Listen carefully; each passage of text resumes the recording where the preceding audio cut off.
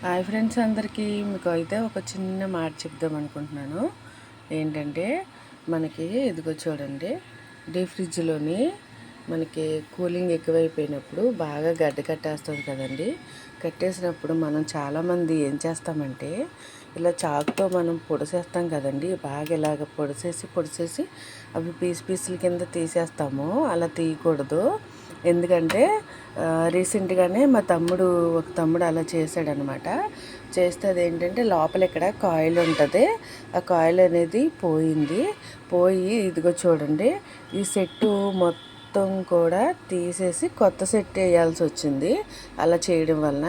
అందుకని ఎవ్వరం కూడా అలా చేయకోకుండా మనం ఒక రోజంతా ఇలా గడ్డి కట్టేసినప్పుడు ఒక రోజంతా మనం స్విచ్ ఆఫ్ చేసుకుంటే మనకి చూడండి ఐస్ ఎంత ఈజీగా వచ్చేస్తుంది. ఇలా పీసుల కింద వచ్చేస్తుంది.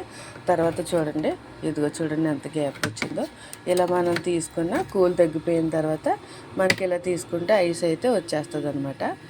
ఓకే ఫ్రెండ్స్, మరి మీకు నచ్చితే ట్రై చేయండి. బాయ్.